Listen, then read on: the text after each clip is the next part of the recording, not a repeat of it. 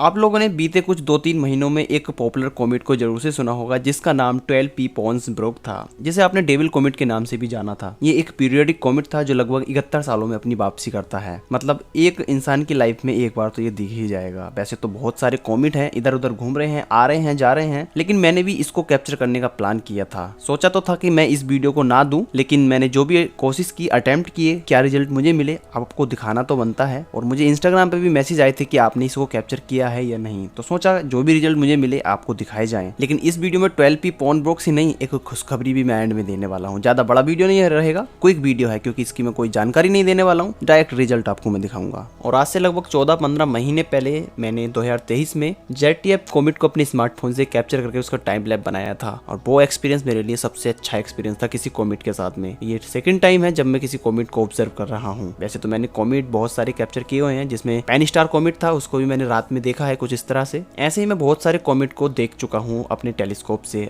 आज के टाइम पे। लेकिन कैप्चरिंग करने की बात आए तो जो पास में होते हैं हमारी पृथ्वी के, उनको कैप्चर करने का एक अलग ही मजा होता है, जिसमें एक डेविल कॉमेट यानी 12 पॉन ब्रोक्स कॉमेट है, जिसे मैंने अटेम्प्ट किया है 6 बार से भी ज्यादा। तो देखिए आप।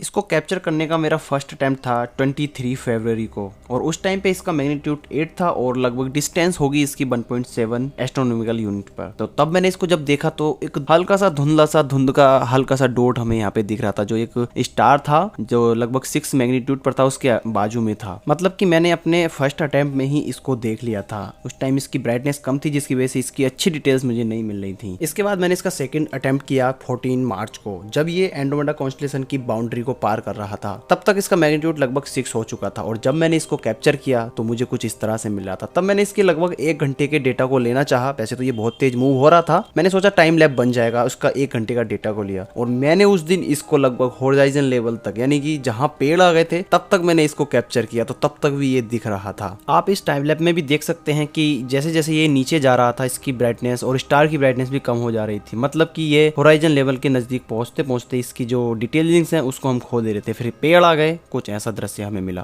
फिर मैंने इसका थर्ड अटेम्प्ट 23 मार्च को भी किया, और उस दिन मैं कैलिब्रेशन फ्रेम लेना भूल गया। और मेन डाटा तो मैंने कैप्चर किया था, जिसमें आप देख सकते हैं सैटेलाइट भी पास हुआ पॉन्स ब्रुक के सामने से। ये भी एक अलग एक्सपीरियंस होता है कैप्चरिंग के दौरान सैटेलाइट कैप्चर हो जाना। इसमें मैं कैलिब्रेशन फ्रेम लेना भूल गया था, जिससे मैं इसको प्रोसेस भी नहीं कर पाया। सिंगल फ्रेम में आप कुछ इसको ऐसे देख सकते हैं। फिर मैंने इसका फोर्थ अटेम्प्ट किया 7 अप्रैल को, उसमें भी आप कुछ इस तरह से देख सकते हैं इसको। फिर मैंने 8 अप्रैल को भी इसका अटेम्प्ट किया, उसमें भी आप कुछ इस तरह से देख सकते हैं। फिर मैंने इसको 10 अप्रैल में भी कोशिश किया कैप्चर करने का, और 10 अप्रैल का दिन बहुत अच्छा था इसे ऑब्जर्व करने का। कोई भी इसे आसानी से ऑब्जर्व कर सकता था, क्योंकि ये मून के जस्ट बगल में था। और मैंने भी सोचा स्मार्टफोन से कैप्चर करके देखूं क्या डिटेल मिलेंगी। जब मैंने टेलीस्कोप से कैप्चर किया था तो कुछ डेटा मैं लेता था, क्योंकि वो बहुत फास्ट मूव कर रहा है। ज्यादा लंबी कैप्चरिंग मैं नहीं करूंगा।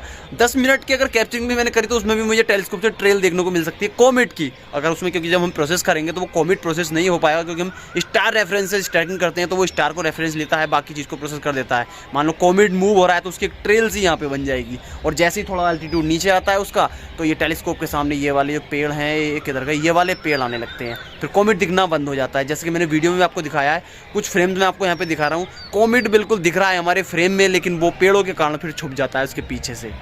तो मैंने सोचा इसे मैं बाहर जाके खेत पर जाके इसे कैप्चर करूं फोन से, तो क्या मिलेगा। मैंने वहां पे जाके इसको कैप्चर किया, लेकिन मैं इसको देख ही नहीं पाया किसी भी फ्रेम में, क्योंकि एनवायरनमेंट में बहुत ज्यादा डिस्टॉर्शन था। हालांकि ऊपर नहीं था, लेकिन एटमॉस्फेयर जब होराइजन लेवल के पास हो जाता है तो वहां पे बहुत डेंस होता है, जिससे हमें कोई भी ऑब्जेक्ट डिटेल में नहीं दिखता, चाहे वो सन हो या मून हो। तो कॉमेट की तो बात ही छोड़ दीजिए। लेकिन ये पहला ऑब्जेक्ट था जिसे मैंने बिल्कुल भी प्रोसेस नहीं किया, क्योंकि मैं हर बार कैलिब्रेशन फ्रेम लेना ही भूल जाता था, फोन को हटा देता था। बाद में याद आता था कि मैंने कैलिब्रेशन फ्रेम तो लिया ही नहीं। तो इस बार इस कॉमेट को मैंने कुछ इसी तरह से कैप्चर किया, और इसके बाद मैंने इसको कैप्चर करने का अटेम्प्ट नहीं किया, क्योंकि ये 21 अप्रैल को अपने पैराहेलियन को पार कर चुका था। और आपने इसके बहुत सारे फोटोग्राफ सोशल मीडिया पे देखे होंगे और कुछ लोग डिमोटिवेट भी हुए होंगे कि हम इसको कैप्चर नहीं कर पाए। तो दुखी होने की बात नहीं है। 12P पॉन ब्रोक्स अपने 4.5 मैग्नीट्यूड पे सबसे लोएस्ट पे रहा था, लेकिन आपको एक खुशखबरी देनी थी, मैंने शुरू में बताया था। एक और कॉमेट हमारी पृथ्वी के नजदीक से गुजरने वाला है 27 सितंबर को, जिसका मैग्नीट्यूड लगभग 0.9 रहने वाला है, जो अभी के कोऑर्डिनेट्स और रिसर्च बता रही हैं। उस टाइम पे क्या इसके कोऑर्डिनेट और सिस्टम रहेंगे वो तो उसी टाइम पे पता लगेगा, लेकिन ये बहुत ज्यादा ब्राइट होने वाला है मॉर्निंग स्काई में। इसका एल्टीट्यूड लगभग सेम ही रहेगा पॉन ब्रोक्स की तरह ही, 10 डिग्री या 11 डिग्री तक आप इसे देख पाएंगे मॉर्निंग स्काई में। तो इस कॉमेट का नाम है C/2023 सुचिनसन एटलस। तो